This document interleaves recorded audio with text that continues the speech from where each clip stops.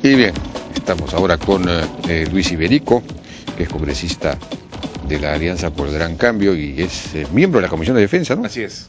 Efectivamente. Y Carlos Tubino, que es también congresista de Fuerza 2011. ¿También miembro de la Comisión de Defensa o no? También, bueno, dos miembros de la Comisión de Defensa. Buenas noches, ¿cómo están? ¿Qué tal? Jaime, buenas noches. Bueno, comencemos brevemente con el tema de esta denuncia de Caleta sobre los chalecos. Chalecos sin placa de acero, en fin, no se les habría puesto una placa de acero. Y han sido retirados, me dicen que ya han sido retirados el día de hoy 1000 chalecos y según, digamos, la revista se pregunta si es que esto no habría sido causa de varias bajas y que de repente por un acto de corrupción se ha propiciado la muerte de varias personas, lo cual pues sería francamente imperdonable, ¿no es cierto? ¿Esto es así? ¿Qué información tiene?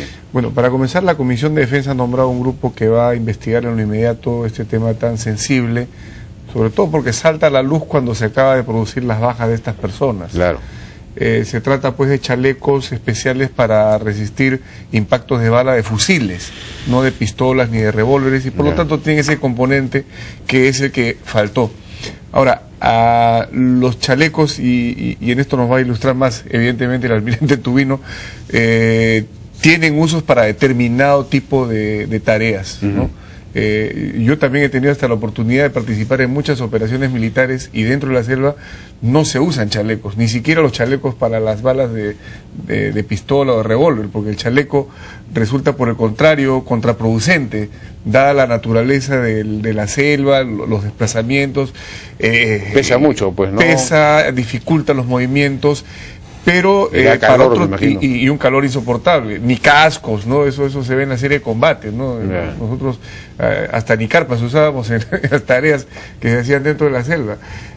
Más bien se usan para otro tipo de emplazamientos, ¿no? O sea que entonces la denuncia es un poco irrelevante, entonces. No, no es irrelevante si es que ha habido corrupción, obviamente. Porque, por ejemplo, yo me pregunto si la capitana que volaba en un avión, en un helicóptero, claro, aparentemente no estaba blindado para ese tipo de proyectiles, no hubiera sido mejor que se le provisionara de este tipo de chalecos, porque los terroristas cuando atacan helicópteros no atacan con pistola, pues. Sí. Usan fusiles y tienen armas mucho más pesadas todavía. Claro. Entonces, en esa situación sí puede uno utilizar el chaleco, e incluso en un helicóptero sucede que cuando no hay un blindaje bueno abajo, se utiliza debajo como cojín, ¿no? Para evitar las balas que entran desde las... Qué interesante. Así es. Y por supuesto también en puesto de vigilancia, bases contrasubversivas, porque los terroristas tienen francotiradores, pues. Claro. Y ha sucedido muchas veces que soldados han muerto estando vigilando en su puesto contrasubversivo y han recibido desde el monte pues el impacto de los disparos de los francotiradores, y en una situación así me parece que sí se podría hacer perfectamente un chaleco para balas no para el desplazamiento, pero sí para posiciones estáticas, digamos. Así es. Algo... Sí, yo podría añadir lo que ha dicho Lucho Iberico, y puedo decir lo siguiente: los chalecos tienen diferentes categorías. 1, 2, 3A son chalecos que pueden ayudar en caso de tiros de armas cortas, y estamos hablando de este caso, eran chalecos 3A. Entonces, o sea que no resisten un tiro balas, de fusil, no. Los tiros de fusil. Pero esto de que tenían que ponerle una placa de acero, según parece acá. Sí, bueno. En no sé qué taller que tiene. Claro, puede ser que se tenga que poner una placa de acero, pero lo que tenemos que tener claro. ¿Qué es lo que no le pusieron? Claro, lo que tenemos que tener claro es que de ninguna manera este chaleco iba a proteger a alguien de un tiro de fusil. Eso es lo importante, que los trascendidos han mostrado como que así fuera. Ahora, los chalecos para tiro de fusil son muy pesados, son de un material de cerámica, y realmente protegen 1 o 2 tiros máximo, pero si a alguna persona le caen en ese chaleco 3 tiros, de todas maneras traspasa. Entonces, el tema es que este chaleco para fusil se usa solamente cuando alguien está en un puesto de guardia, en un sitio fijo, pero en el BRAE, que el terreno es tan escarpado, O sea que hay un problema de información acá, hay un problema de información, porque hay un oficio del ministro de Defensa pidiendo que se retiren, parece además que han sido retirados ya los chalecos. Claro, pero esos chalecos, como dice bien claro, vamos a decir, el contrato, pues lo han puesto en el documento que envía el ministro de Defensa, dice que es para mitigar el tiro de un... Mitigar, no es para pararlo de proteger pecho, ¿no? totalmente a Bueno, la ya persona sé, de un tiro de fusil. pero se supone que debían ponerle una placa de acero en un taller de la Fuerza Armada acá en el Callao, no sé, no recuerdo Pero cómo se con llama. placa, así le hubiera, vamos a asumir con la placa, es 3A. Y 3A solamente sirve para Bueno. armas cortas. Bueno, hay que precisar entonces exactamente la gravedad de este asunto, pero de todos modos, si es que hay corrupción, pues sería pues gravísimo, ¿no? Bueno, la operación misma, da la impresión de que está, por todas las informaciones que ya han salido, la propia, digamos, información que dieron los periodistas y todo lo demás, que ellos pudieron llegar y hablar con Gabriel antes que la Fuerza Armada, lo que está saliendo en Caretas, los informes de reporteros, que hay falencias terribles, ¿no? Bueno, hay 6 muertos, 10 heridos, cuando menos. Es como si hubiesen caído en una trampa los militares, es como si efectivamente pues los senderistas hubiesen programado este secuestro para que la Fuerza Armada acudiera a perseguirlos y entonces pachamanquearse de alguna forma. Es una cosa... la operación ha sido muy mal llevada, da la impresión de que no se sabe, de que hay incompetencia o hay falta de recursos. ¿Qué está pasando acá? Acá tenemos que hacer una reflexión con relación a todo este tema. Y lo primero que tenemos que ver es que estos elementos terroristas están aplicando tácticas militares maoístas. ¿A qué me quiero referir con esto? Ellos en los últimos asesinatos que han tenido a oficiales jóvenes del ejército, ellos han disparado solamente al jefe de la patrulla, no al resto de efectivos, soldados en este caso. Entonces, buscan las debilidades que pueda tener uno y por otro lado tratan de canalizar con una organización que tienen, que eso es lo que tenemos que entender bien. O sea, acá hay una fuerza principal, que son más o menos 400, 500 hombres armados, pero también hay civiles que los apoyan, que es la fuerza base. Ellos han organizado una fuerza base que le da información y que le da apoyo logístico. Y también una fuerza local, así le llaman ellos, que es la reserva, que también lo usan esos civiles cuando se va a hacer una emboscada en un determinado lugar y los convocan. Entonces, por ejemplo, en este caso que escuchaba lo que el periodista estuvo explicando, ellos llegaron a una población y ahí alguien los canalizó más o menos hacia el lugar donde no solamente estaba el helicóptero, sino estos elementos. Entonces, seguramente entre ellos había alguien de la fuerza base. Eso es lo que yo le sugerí, ¿no? Claro, alguien de la fuerza base que está trabajando con ellos, es parte de la organización. Entonces, tenemos que tener en cuenta eso. O sea, acá no solamente se está enfrentando a unas columnas, sino a un sector de la población que está organizada por ellos. Y eso es lo que tenemos que hacer frente. Pero la información que da IDL Reporteros, este segundo helicóptero que baja, no sé si para recoger a la patrulla anterior, en fin, o para verlo, el helicóptero que se había caído, y donde se llegan a descolgar tres policías, ¿no es cierto? Y ante un disparo o disparos, el piloto se asusta de alguna forma y escapa, y deja a los 3 policías abandonados. Y este helicóptero no tenía además cobertura, no tenía un helicóptero que hiciera sombría, como se dice en este lenguaje que estamos aprendiendo todos. Si alguien que le hiciera cobertura y lo defendiera, estaba solo. Y nunca regresó además para recoger a los 3 policías. Es decir, un concumbro de errores, de cosas casi de principiante.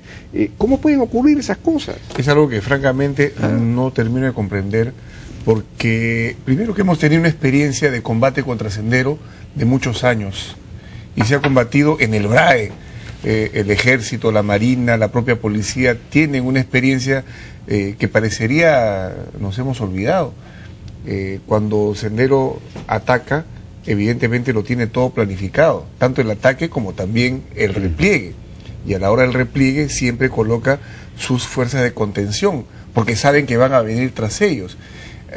Daría la impresión, y lamentablemente los ministros no han informado muy a fondo este asunto, de que hay muchos temas de protocolo, hasta de doctrina, que se han quedado de lado, ¿no? Por ejemplo, cuando entra un helicóptero siempre se tiene que tener mucha seguridad en torno a esta aeronave, porque es relativamente sencillo disparar contra ella, matar a sus tripulantes y hasta abatir la nave, ¿no? Claro. Yo lo que veía siempre era que se bombardeaba con rockets o se ametrallaba o incluso previamente entraban gente por tierra para hacer un perímetro de seguridad y pueda venir la nave con más elementos, evidentemente, o como tú bien lo has dicho, helicóptero de sombría. No sé qué ha sucedido ahí.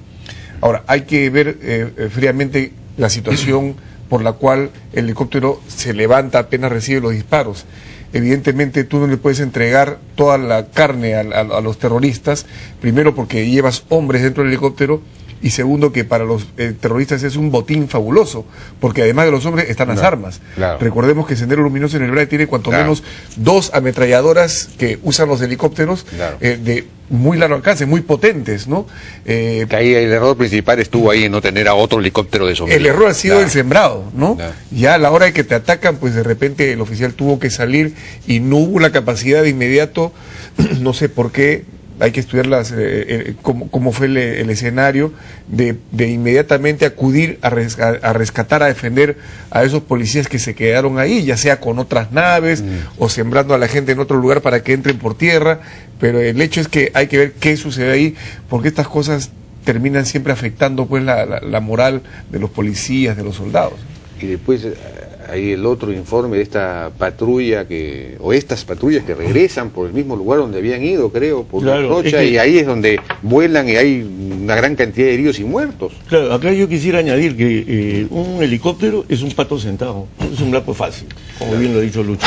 Entonces, hay procedimientos antes de que un helicóptero pueda descender en un lugar, sobre todo si es una zona donde por inteligencia se sabía que podían estar estos elementos terroristas. Entonces, acá o se ablanda primero esa zona con el fuego, o se ha enviado otras patrullas que han asegurado el lugar del aterrizaje. Claro. Entonces, esos son los procedimientos. Ahora, ¿qué hemos visto? Que este es un helicóptero policial que llega más o menos, parece que un poco sin mayor instrucción y entrenamiento, y por eso estamos diciendo. No, pero el segundo helicóptero, el que se escapa, me parece que es un MiG, MI, sí. un Claro. MI-17, no es de la policía. Claro, pero el tema principal acá es que todos estos procedimientos que estamos viendo que están fallando, inclusive en el tema de conducción de las patrullas, porque hasta la distancia entre hombre y hombre es un tema de conducción y de liderazgo en la ejecución ya en el terreno. Entonces, por ejemplo, vemos acá que en esta emboscada han caído como 10 personas, o sea, entre heridos y los que han fallecido. Y entonces han estado, parece, muy pegados uno claro, con relación al otro, que hay distancia que guardar. Entonces, acá lo que tenemos que tener es una escuela conjunta de la policía y de las Fuerzas Armadas con instructores en actividad y en retiro que instruyan a todo el personal que llegue al BRAE. Al BRAE hoy día estos terroristas están siendo más sofisticados que hace un tiempo atrás en la forma como ejecutan sus acciones, y nosotros tenemos que cuidar la instrucción y el entrenamiento de todo aquel que entra a combatir en el BRAE. Hay un problema muy serio aparentemente de preparación, pero incluso hay un problema a dar la impresión de falta de equipos y falta de tecnología, ¿no? El otro día el general Mora decía acá que una operación de ese tipo en Colombia, a una operación de ese tipo acuden por lo menos 40 helicópteros, blindados, artillados, es decir, la superioridad, tiene que ser contundente, ¿no? Abrumadora, ¿no?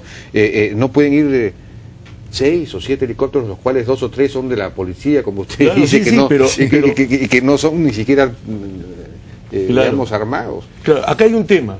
El Congreso acaba de aprobar la semana pasada 1.375 millones de soles para equipamiento de las Fuerzas Armadas. ¿Para este fin o para la guerra externa que no se va a producir? Justamente, ese es el tema. Ese es el tema. Entonces, ya lo hemos dicho en el Congreso, que vamos a fiscalizar de que esos fondos sean para esta guerra, no para un supuesto. Claro. O sea, el tema es que nosotros tenemos que equipar muy bien a nuestra gente, tenemos que darle un buen entrenamiento y una buena instrucción para hacer frente a esta amenaza que tenemos en el Bray, que no debe expandirse. Pero aparentemente hay que comprar muchos más helicópteros, no solo eso, y hay ¿no? tecnología moderna que aparentemente están empezando a usar, pero no la manejan bien. Hay que ver cuál es la mejor tecnología para ser usada en esa zona, ¿no? Ahora, acá han fallado varios componentes aparentemente, ¿no? Los ministros no nos han dado muchas luces en su presentación en el Congreso, estaban muy optimistas, yo creo que demasiado. El tema de la inteligencia, por ejemplo, ¿no? Claro, ese es otro Tanto problema. inteligencia humana como inteligencia electrónica. El tema del equipamiento, como bien lo señalas, es otra cosa de la que tenemos que hablar seriamente. ¿Qué está pasando? Y coincido con el congresista y almirante de Tubino, que lo principal, lo prioritario es guerra contra subversiva, lo prioritario es BRAE, y sabe Dios por dónde más se expandirán estos sujetos si es que no los paramos. El tema de la capacitación, de la preparación, como lo dice también el almirante. No. Y a esto pues acompañarlo otros temas, ¿no? El recurso población es muy importante. El tema de las rondas campesinas, de los comités de autodefensa, que aparentemente por ahí pero vamos a tener que fortalecerlos. Pero están aliados con ellos, pues, porque ¿Cómo hemos dejado que se vayan al otro lado? Porque siembran coca. Es decir, ese es el otro tema, el narcotráfico. Claro, pero lógico, ¿no? Pues tienes que combatir el narcotráfico, ¿no? Así es. Pero, digamos, este sendero ahora no es el mismo que el de hace 20 años. Es un sendero que tiene mucho más plata porque está aliado con narcotráfico. Ese es el otro tema, ¿no? Tiene mucho mejores armas. Hay ¿no? hay que caracterizar bien al enemigo, hay que conocer bien al enemigo, ¿no? Porque acá se nos pintó Y tiene primero la muy historia buena de que- relación con la población, es decir, tiene 3 características superiores al otro, es otro sendero. Y entonces las técnicas o las estrategias que se emplearon antes, como por ejemplo la alianza con las rondas, ya es casi impracticable, porque las rondas no. Tú vas a armar, le vas a dar un Winchester a la ronda para lógicamente, enfrentarse. eso tú tienes que combinarlo con los programas de desarrollo social, desarrollo humano, que son indispensables para poder eso alejarlo sí. de la coca. O sea, es todo un proceso Eso que sí. hay que seguir, Hay ¿no? que construir la Pero carretera. sin la colaboración de la gente, que es inteligencia De humana, al fin y al cabo, Eso la cosa se supone pone mucho más difícil. meter al Estado con todo, es decir, todo, carreteras, con todo, servicios sí. y todo lo demás. Porque lo que Con se todo. está produciendo en el BRAE es nada menos potencialmente en lo que es cocaína o pasta básica lavada. Estamos hablando de 160.000 kilos. Yo ahora ya no quiero hablar en toneladas para que se entienda mejor. Son 160.000 kilos de pasta básica lavada o cocaína. ¿Y cuánto capturamos? ¿Cuánto decomisamos? Nada.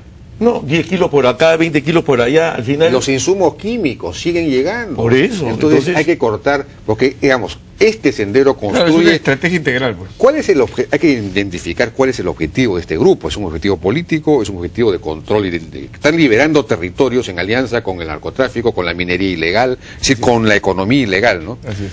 Entonces hay que cortar la economía ilegal, es decir, hay que cortar el narcotráfico, hay que cortar la minería ilegal. Bueno, eso, en lo de minería ilegal se está actuando, pero el narcotráfico no se está peleando. No, yo creo que este sendero narcotizado, este narcosendero, es un sendero evidentemente muy ligado a esta actividad ilícita, a tal punto que hay informes que señalan que ellos mismos están comprometidos en este tipo de tareas. Su objetivo es mantenerse en el espacio y ampliar el espacio.